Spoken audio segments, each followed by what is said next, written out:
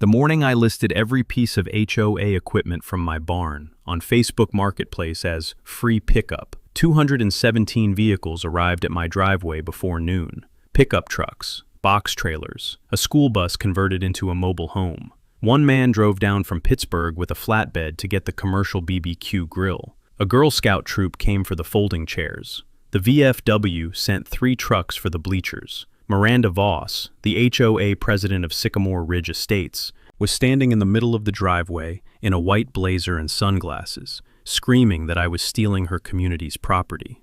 What Miranda did not know was that I had served her a 30-day notice under West Virginia Code 30 days earlier. What her husband did not know was that his cardiology license was about to be reviewed for the fireworks storage violation. What neither of them knew was that I had been a licensed auctioneer for 43 years. Stay with me. This is how the inventory got moved. My name is Reuben Truitt, and for 43 years I sold people's lives to the highest bidder. I was a West Virginia licensed auctioneer from 1982 to 2024. I ran Truitt Family Auctions out of a 1896 bank barn on my farm in Monroe County, about 40 miles south of Lewisburg. I ran cattle sales, estate auctions, farm dispersals, antique consignments, and one memorable 1991 weekend where I auctioned off a complete working blacksmith shop from a man whose grandfather had shod General Lee's horse. I retired my license in 2024 when my back told me the gavel was heavier than the work. I live on 42 acres of rolling pasture with my wife Susanna, a retired kindergarten teacher from Monroe County Elementary. The land has been in the Truitt family since 1871, when my great-great-grandfather Orville bought it with Confederate paper that turned out to be worth more as kindling than as currency. The barn was built in 1896 by my great-grandfather Alton. It has a stone foundation, hand-hewn oak post and beam framing, and 3 working floors. It has stood through 91 Monroe County winters. It has never once leaked. We had one daughter. Her name was Amelia. She was born in 1990, and she died in March of 2022. Fentanyl. The coroner in Raleigh County said it was a contaminated batch. She had been 3 years clean at the time. She had a 10-year-old son named Tucker. I took custody of Tucker 6 months later. Susanna and I are legally his parents now. He is 15. He is a sophomore at Monroe County High. He looks exactly like his mother looked at that age. He has her laugh. He has her temper. He helps me in the barn every Saturday. The barn was how I made my living. It was also how I grieved. After Amelia died, I spent 3 weeks in the barn sorting her old horse tack, her 4-H ribbons, her sketchbook of West Virginia wildflowers. I did not sell any of it. I hung her ribbons on the second-floor workshop wall. I keep the sketchbook in a glass case on my workbench. In 2018, a developer named Pelham Holdings bought the old McCready Dairy Farm north of my property and platted a 40-lot subdivision called Sycamore Ridge Estates. They built slowly. The houses are big. The lots are 2 acres each. Most of the buyers are retirees from Northern Virginia or young doctors from Charleston who want a country estate. We did not object. We fixed our share of the gravel road. We waved at the new neighbors. The first 5 years were fine. Then, in the spring of 2023, a woman named Miranda Voss bought the biggest house at the top of the ridge with her husband Kenton, a cardiologist who commuted to Charleston 3 days a week. Miranda was 52. She had been a commercial real estate broker in Northern Virginia for 20 years. She moved down here, in her own words, to cultivate an authentic rural elevation experience. She ran for the HOA board in 2024 on a platform of community beautification and centralized asset management. She became president in early 2025. At the August 2026 HOA meeting, Miranda passed what she called the Community Asset Consolidation Resolution. The resolution, in summary, authorized the board to identify suitable shared spaces within the community for the centralized storage of HOA-owned equipment and seasonal materials. The resolution did not define shared spaces. She identified mine. It was a Wednesday afternoon in early September when Tucker called me. I was sitting on a folding chair at a farm equipment auction in Lewisburg, watching a 1953 Alice Chalmers WD sell to a man from Pendleton County for $3,400. My phone buzzed in my shirt pocket. I saw Tucker's name and stepped out into the gravel parking lot. "Grandpa, you need to come home." His voice was tight. I knew the tight. "Tuck, What's wrong? Somebody is in the barn. Who? A woman, in a white blazer. She's got 4 men. They're unloading a box truck. Did you call Grandma? She's at the library. I'm at the house. Grandpa. They've got a Christmas tree the size of the second-floor loft. I set my coffee on the hood of the Ford. I said, Tucker, stay in the house. Do not go outside. Keep the doors locked. I will be home in 2 hours. Grandpa. Tuck, stay inside. Record from the window if you can, but stay inside. I drove home at 82 miles per hour. I took the back roads through Caldwell and Alderson because the interstate was backed up at the way station. I arrived at the farm at 4:10. A 30-foot box truck with Voss Family Storage lettered on the side was parked at my loading dock. 4 men were unloading a 40-foot commercial climbing wall in sections. I parked. I got out. I did not shut the truck door. Miranda. She turned with a practiced smile. Reuben. Perfect timing. We were just finishing the main phase. Let me catch you up. She walked over with the clipboard. Per the Community Asset Consolidation Resolution passed at the August board meeting, Sycamore Ridge Estates has designated your barn as our primary shared asset storage facility. I know this is a bit of an adjustment. You'll receive a formal invoice for the community contribution assessment tomorrow. It's $2,500 for the year, which I think is very reasonable given the honor of hosting our collective infrastructure. I looked at the clipboard. I looked at the climbing wall. I looked at the box truck. I looked at my barn. Through the open loading dock doors, I could see that my 3-floor working auction barn had been, in the 4 hours I had been gone, transformed into a staging warehouse.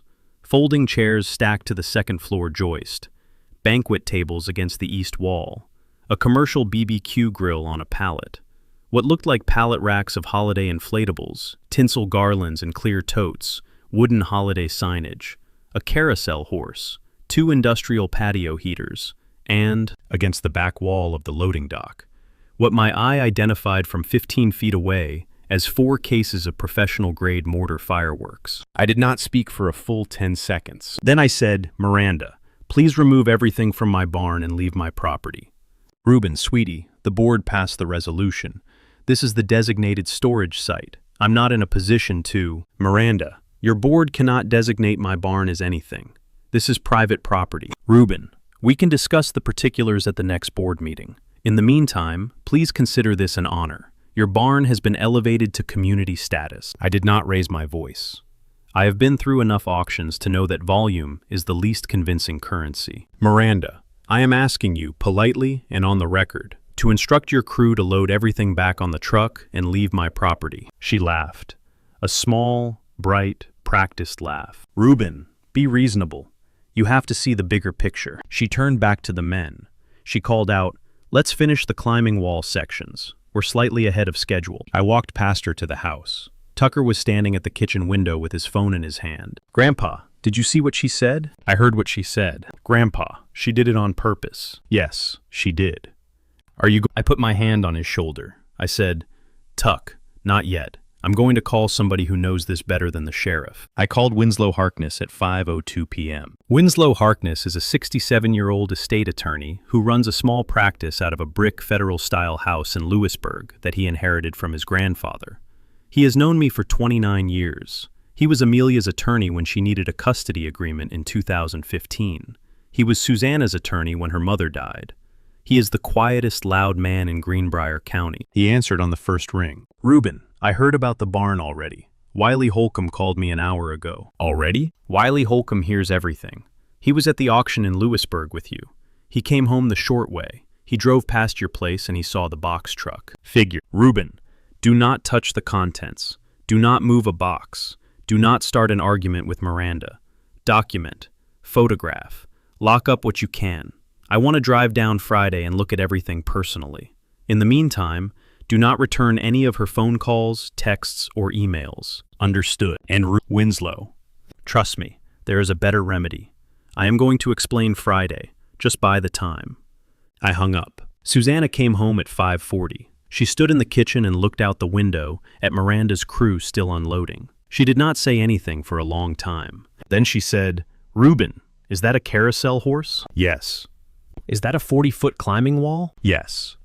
Reuben, there are fireworks in our barn. Yes. She put a casserole dish down on the stove. Reuben, I taught kindergarten for 36 years. I have ended tantrums, and I have de-escalated second-grade coups. What are you going to do? I'm going to wait. I'm going to document. Winslow wants to see everything Friday. And then? And then I'm going to do the thing she has made sure I'm allowed to do. What does that mean?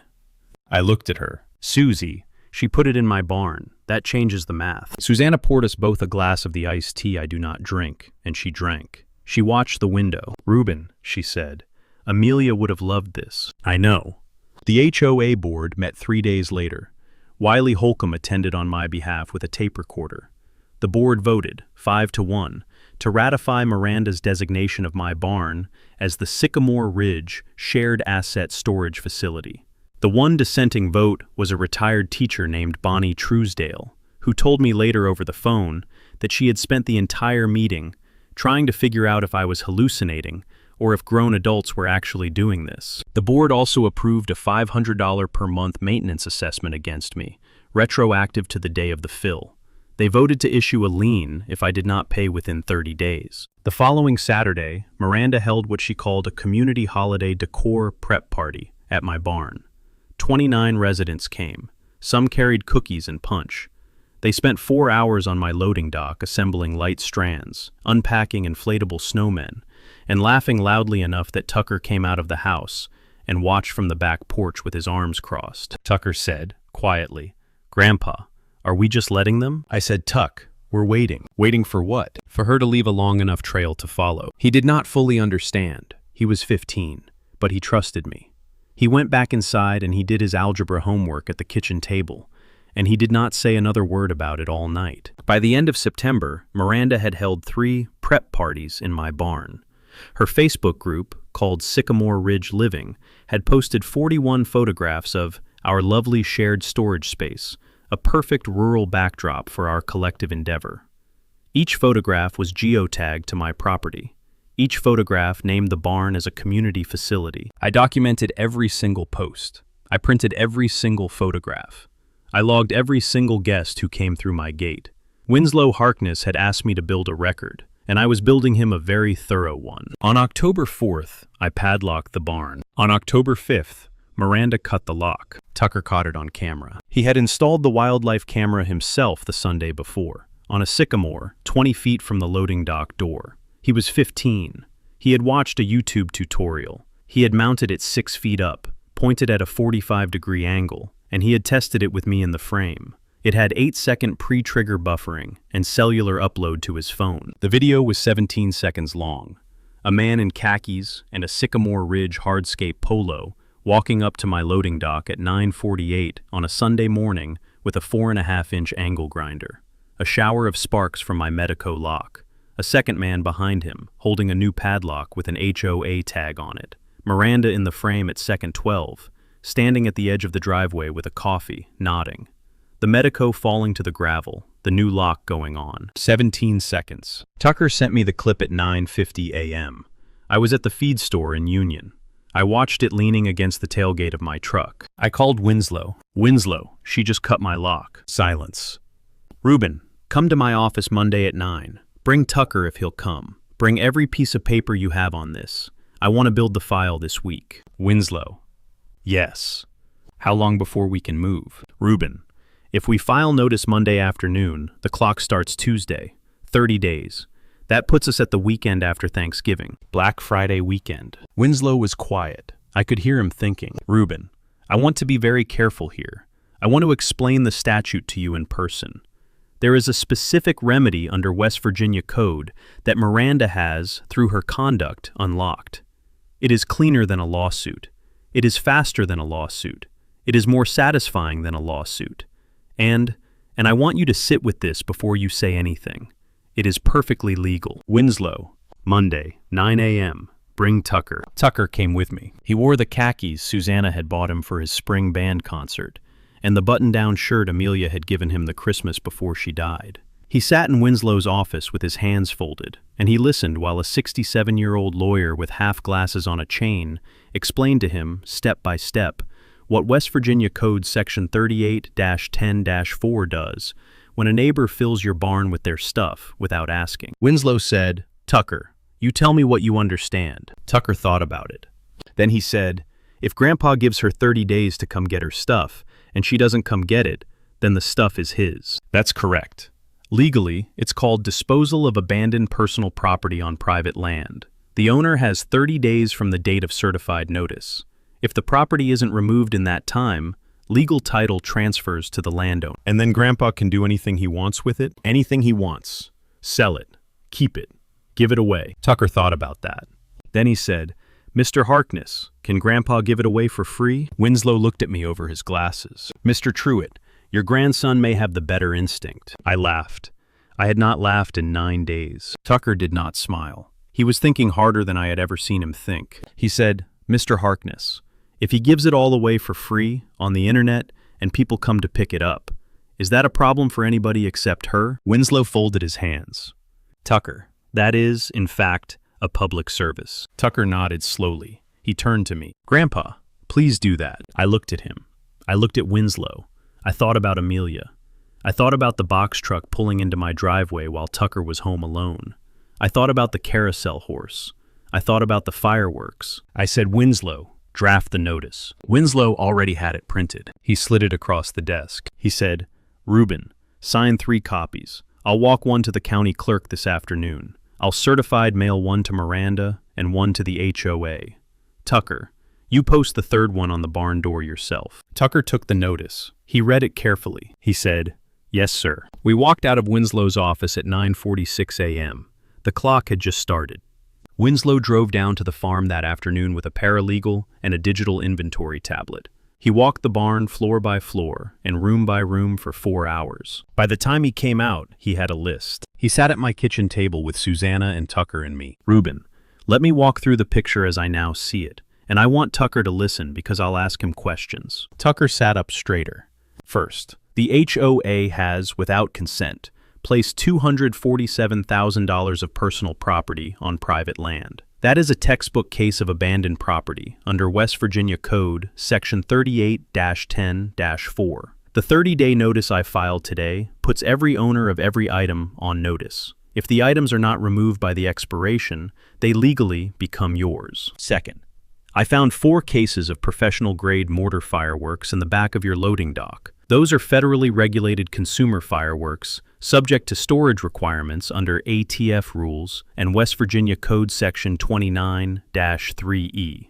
The HOA does not have a storage permit. I know because I pulled the state database. Possession without a permit is a Class B felony. Susanna put her coffee down.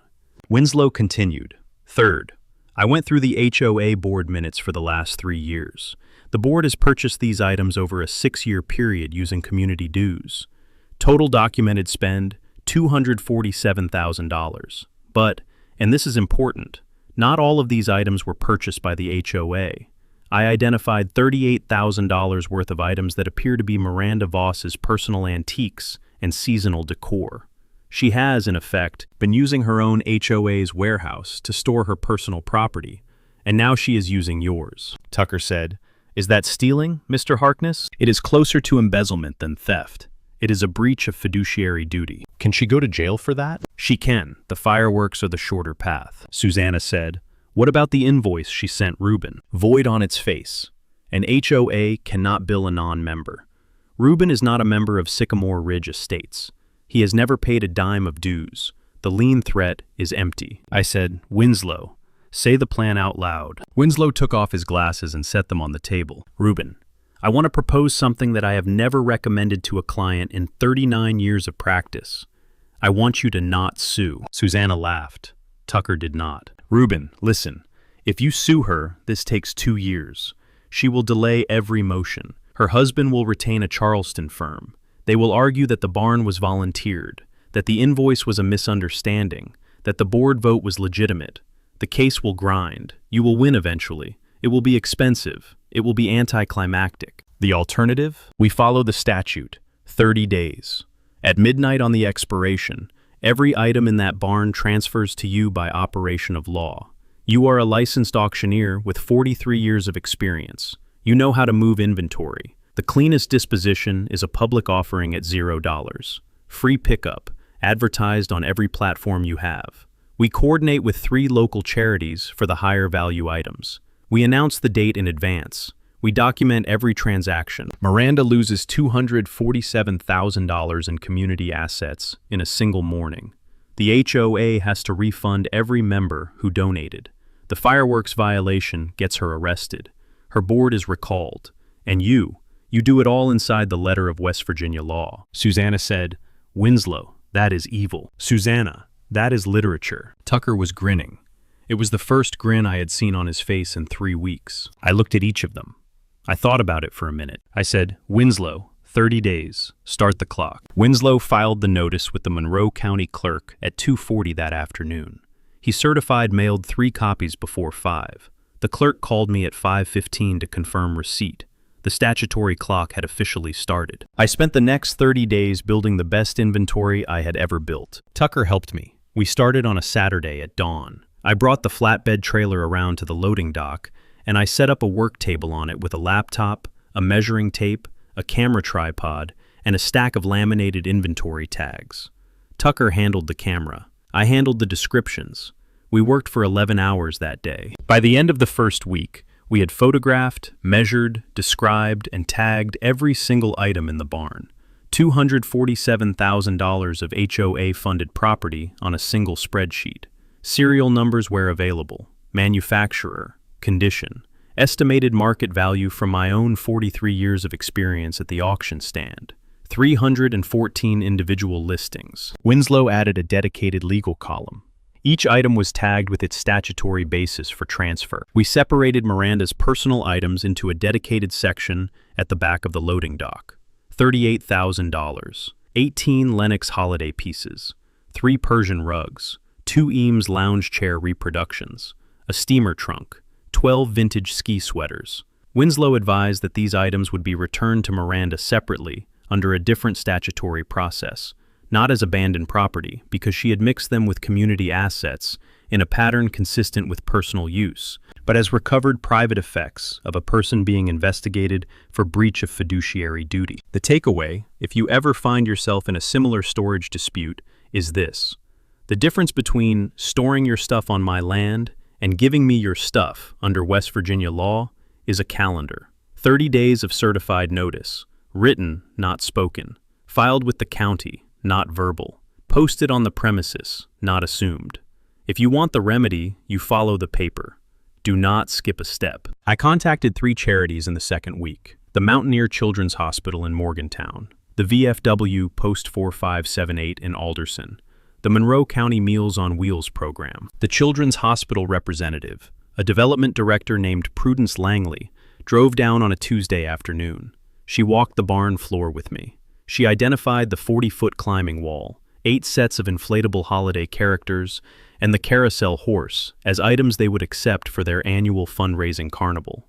She shook my hand for about 10 seconds. She said, "Mr. Truitt, are you sure about this?" "I'm sure." "Can I say something personal?" "You can." "Your daughter. I read the obituary when Susanna's church posted it. I was so sorry." I swallowed. I did not speak for a moment. I said, "Prudence, you'll take the climbing wall? We'll take it Friday after Thanksgiving. We'll bring the truck. Make sure your truck is there before the online listing goes live at 8 a.m. Black Friday. I don't want the climbing wall in the free pickup pile. It's a hospital donation." "Understood, sir." Wiley Holcomb spent the 3rd week helping me build the listings. Wiley knows Facebook Marketplace better than anybody in Monroe County. He has sold 4 tractors and a greenhouse on it. He built a master post with thumbnails of the 100 largest items. He built sub-listings for the smaller things. He scheduled every post for 8 a.m. on the day after Thanksgiving. I called Sheriff Penrose on the 22nd day. I told him what was going to happen on Friday morning. I told him to bring 2 extra deputies. He asked me one question. "Reuben, is Miranda going to do something stupid?" "Yes." "How stupid?" "She had her contractor cut my Medico. She is going to try to cut the new lock." "Reuben, install another camera. I'll station a unit at your driveway Thursday night." On the 27th day, Tucker and I walked the barn one last time. We did not speak much. The Christmas tree was still there, 2 stories tall, wrapped in plastic for storage. Tucker looked up at it. He said, "Grandpa, Is anybody going to take this? Tuck, somebody's going to take everything. Miranda found out about the notice on the 4th day after Winslow mailed it. I know because Wiley Holcomb has a cousin married to a man who delivers mail on Sycamore Ridge. The cousin texted Wiley at 4:20 in the afternoon on a Tuesday with a picture of the USPS certified mail signature confirmation. Miranda Voss, 14 Sycamore Ridge Drive. Received 3:47 p.m. Miranda called me at 4:40. I did not answer. She called 7 more times over the next 2 hours. I let every call go to voicemail. Winslow had specifically instructed me not to speak with her. Every attempted communication was recorded, time-stamped, and logged by my phone. At 6:47, she left a voicemail. I listened to it later with Winslow. Her voice was calibrated the way it had been in my driveway. Bright, polished, brittle at the edges. Reuben, this is Miranda. I think there's been a real misunderstanding. I received a very formal letter today that I'm sure was not intended to convey what it appeared to convey. I'd love to sit down with you, perhaps with a bottle of nice wine, and talk through our community partnership. Please call me at your earliest convenience. Winslow deleted the voicemail from my phone after I forwarded him a copy. At 7:15 on Tuesday, Miranda drove a Subaru Outback into my driveway. She got out with a bottle of wine and a Tupperware of what looked like homemade fudge. I watched her from the kitchen window. I did not open the door. Susanna did not open the door. Tucker stood behind me with his hands in his pockets. She rang the bell 7 times. She stood on the porch for 11 minutes. She left the wine and the fudge on the porch bench. She drove away. I threw both of them in the outdoor trash can at 8 a.m. the next morning, unopened, with the lids still sealed. Susanna took a photograph of them in the trash. On the 5th day after the notice, Miranda's husband, Kenton, drove into my driveway in a Mercedes S-Class. He parked, got out, walked up to my front porch, and knocked on the door. I opened it. He was a big man, barrel-chested, silver hair, reading glasses on a chain. He wore the relaxed, charcoal half-sip of a man who had made $2.5 million a year for 15 years. Reuben, may I come in? No. He blinked. Reuben, I'd like to have a conversation about the situation my wife has created. I am prepared to... Kenton, I will not speak to you without my attorney present. If you want to have a conversation, you can schedule it with Winslow Harkness in Lewisburg. His number is on the notice you received. Have a nice evening. I closed the door. He did not leave for 9 minutes. He stood on my porch. I watched him through the glass. Tucker watched with me. Eventually, Kenton walked back to his Mercedes and drove off. He called Winslow at 8 the next morning. Winslow called me back at 11. Reuben, here is what Kenton proposes. Miranda will pay a $10,000 apology fee. The HOA will retract the resolution. You reciprocate by withdrawing the notice and allowing the HOA to remove the property over 6 months at mutually agreeable scheduling. Winslow, I told him you would not accept. Good. He said he would call back with a better offer. He called back twice over the next week. The offers escalated. $20,000, $40,000. On the 17th day after the notice, he offered $75,000 and a formal public apology from Miranda in the Lewisburg paper. Winslow asked me what I wanted to do. I thought about it. I thought about Amelia. I thought about Tucker calling me at 3:10 on a Wednesday afternoon, trying not to cry. I thought about the carousel horse. I thought about my grandfather Alton framing the barn in 1896 with a broad axe and a pair of oxen. I said, Winslow, tell him no. Tell him we will see him Friday after Thanksgiving, at 8 a.m. in my driveway. Winslow said, Reuben, are you sure? Yes, he told Kenton. Kenton did not call again. Miranda did. On the 28th day after the notice, at 2 a.m. on a Wednesday, Tucker's cellular camera triggered at the loading dock. The video was 4 minutes and 19 seconds long. Miranda Voss, in a black fleece and a headlamp, approached my barn at 2:11 a.m. She carried a battery-powered angle grinder. She approached the padlock I had installed on the loading dock door at Winslow's recommendation. A Medico Signature Series padlock, hardened steel shackle, rated for commercial applications. I had 3 of them. Wiley had 2. Winslow had 1. She had brought a 4.5-inch grinder with what looked like a professional cutoff wheel. She attempted to cut the lock for 1 minute and 37 seconds. The Medico held. She tried a second time with a fresh blade. She cut for another minute and 40 seconds. Sparks. Steam. A bright white glow off the side of the barn. The grinder battery died before the lock gave up. At 3:04, she threw the grinder into the gravel drive and walked back to her Subaru with her hands on her hips, breathing hard. She got in. She drove off. Tucker's camera caught everything. The upload hit my phone at 3:07, Wiley's phone at 3:08, Winslow's phone at 3:09, Sheriff Penrose's office at 3:10. Sheriff Penrose called me at 6:42 a.m. Reuben, we have everything. Her, the grinder, the timestamps, her plate on the dash cam of the deputy who was stationed at your gate. I'm not going to arrest her this morning because I want the Friday morning event to go cleanly. But I'm going to send a deputy to her house later today to serve her a notice of criminal trespass pending. She is going to know we know. Cyrus, thank you. Reuben, one more thing. The state fire marshal's office called me Monday. Their inspector, Ansel Crowder out of Charleston, is coming Friday morning. He wants to personally secure the fireworks. He'll be there at 7:45. Cyrus, yeah, this is going to be a day. Reuben, I have been sheriff of Monroe County for 16 years. I have never had an assignment like Friday. Prepare your driveway for traffic. I prepared my driveway. Tucker and I cleared the pasture west of the barn for overflow parking. Wiley brought his bush hog and cut the grass down to 4 inches. We marked 22 vehicle rows with orange flags. We ran temporary fencing from the barn to the road. We set up a 4-foot table at the loading dock with a box of pens and a stack of Winslow's inventory sheets. We posted a large laminated sign that read, "Pick-up check-in, 1 item form per vehicle." Susanna baked 7 pans of brownies and 4 pans of blondies and set up a folding table in the driveway with a coffee urn, hot water for cocoa, and a sign that said, "Free, not listed, refreshments only." Wiley's wife Linda brought a church hall chafing dish of pulled pork at 4 a.m. on Friday. She said, "Reuben, people are going to be hungry. You are going to be busy." Bonnie Truesdale drove over at 5. She brought a legal pad and a clipboard. She said, "Reuben, I am here to help you log pickups. I am done with the board." I said, "Bonnie, thank you." She said, "Reuben, I am here to do the right thing. Do not thank me." At 6:30, the first pickup truck rolled up my driveway. A husband and wife team from Ronsford. They had been camping overnight at the Monroe County rest stop so they could be first in line for the folding chairs.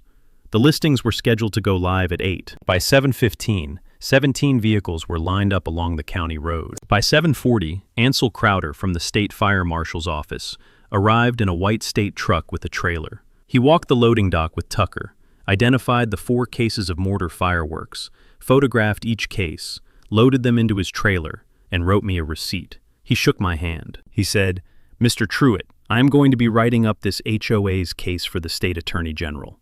I want you to know that your documentation is what made this possible." Ansel, thank you. Good luck today. This is going to be wild. He drove off at 7:52. At 7:58, I stood at the keyboard with Tucker next to me. At 8 a.m. exactly, we clicked publish on 214 Facebook Marketplace listings and 1 master Craigslist post titled, "Free Pickup, Entire HOA Storage Barn, Monroe County, West Virginia, Saturday only. Show up." Tucker said, "Grandpa, here we go." The first wave of cars hit my driveway at 8:04. By 9 a.m., 217 vehicles had come through my gate. By 10, 306. By 11, the overflow pasture was full.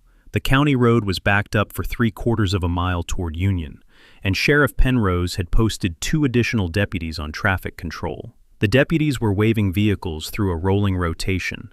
Park, pick up 1 item, load, depart. The system worked. The scene from the loading dock was the kind of scene auctioneers dream about. A father and his 2 teenage sons were loading 120 folding chairs onto a flatbed for their church picnic. A Boy Scout troop in matching uniforms was disassembling a section of the climbing wall onto a rental truck on their way to a regional jamboree. The director of the Mountaineer Children's Hospital, Prudence Langley, had arrived at 7:50 with a 26-foot box truck and was supervising the loading of the carousel horse, 8 sets of inflatable holiday characters, and the 40-foot climbing wall into hospital transit.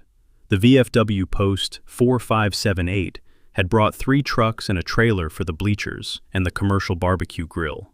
A Meals on Wheels van from Alderson was loading the banquet tables.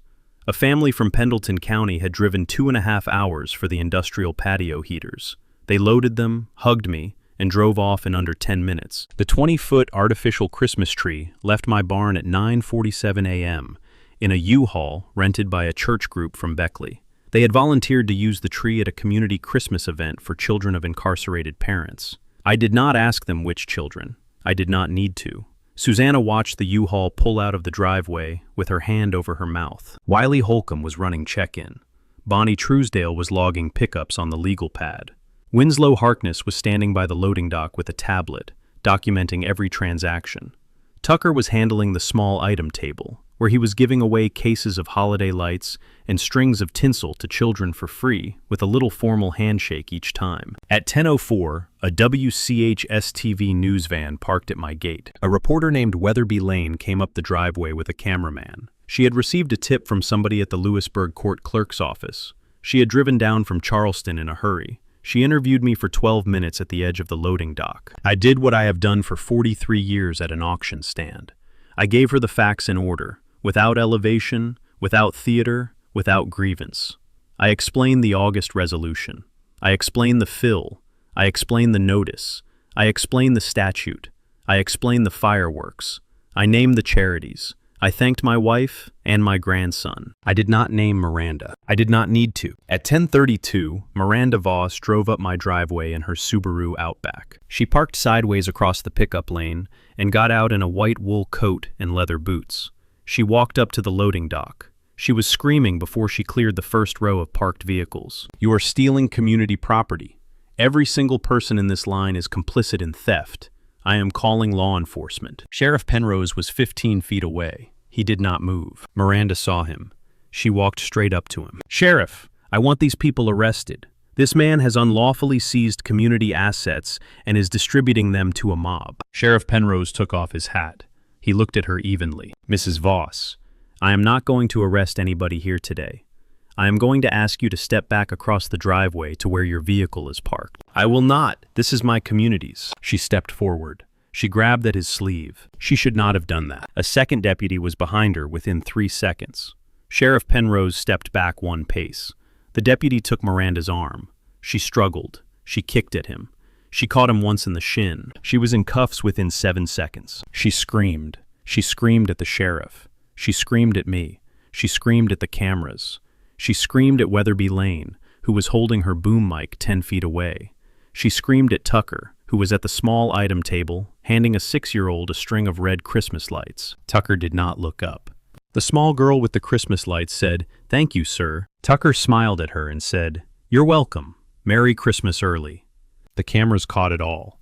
At 11:09, a Monroe County Sheriff's Office transport cruiser took Miranda Voss to Union for processing. By noon, my barn was nearly empty. The aftermath unfolded in the long, quiet way that aftermaths do in Monroe County. Miranda Voss was charged with 1 count of attempted theft of evidence, 1 count of obstruction, 1 count of misdemeanor assault on a law enforcement officer, and 1 Class B felony count of unlawful storage of consumer fireworks under West Virginia Code Section 29-3E.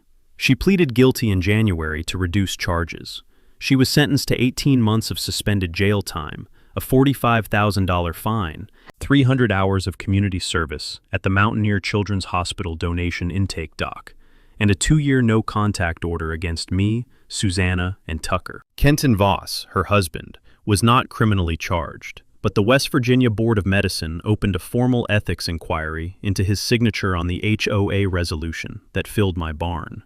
His hospital privileges in Charleston were suspended pending review. He settled with the board in March and accepted a 6-month suspension of his cardiology license, a $50,000 fine, and mandatory retraining on fiduciary conflicts. The Sycamore Ridge Estates HOA board was recalled in a 38-2 vote in February. Bonnie Truesdale was elected president.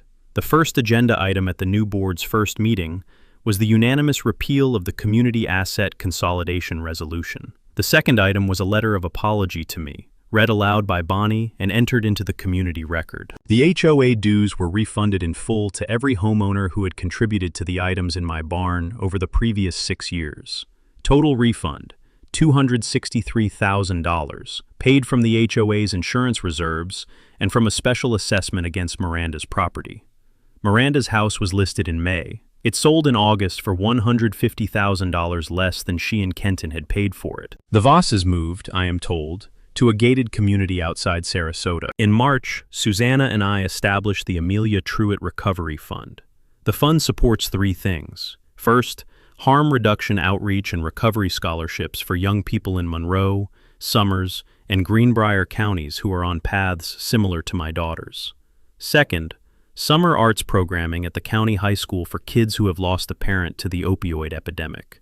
Third, a standing $5,000 family emergency fund for grandparents in Monroe County who have taken custody of grandchildren after a parent's overdose. Tucker, who is 16 now, joined the fund's junior advisory board in April. He told me, on the drive home from the first meeting, that he wanted to study substance use counseling at West Virginia University when he graduated. I did not speak for a mile. Then I told him I would pay for every semester and every book and every roof over his head for the rest of his life. He said, "Grandpa, I know. The barn is back to being a barn. The loading dock is clear. The second floor loft is, once again, just a loft. My workbenches are back where they belong. Amelia's 4-H ribbons are back on the wall. Her sketchbook is back in the glass case. I auctioned my grandfather's mule-drawn hay mower in March for a charity fundraiser. I have done 6 small consignment auctions in the last 8 months for families in the county who needed them. The barn's Medico locks are still in place. They are the same ones Miranda failed to cut in the November dark. I kept them out of a kind of stubbornness. A lock that held is a lock that deserves to stay. Wiley Holcomb and I rebuilt the 1953 Alice Chalmers that I bought back in September at the Lewisburg auction. It runs now. It pulls a disc harrow. Tucker drove it for the first time on a cold Saturday in April. He had his mother's grin the whole way across the pasture. If you ever find yourself in a fight like mine, remember this. You do not need to sue everyone who wrongs you. You need to read the code. You need to file the paper. You need to wait the days. And then you need to open the barn doors and let the inventory do the talking. Petty power cannot survive a well-run free pickup.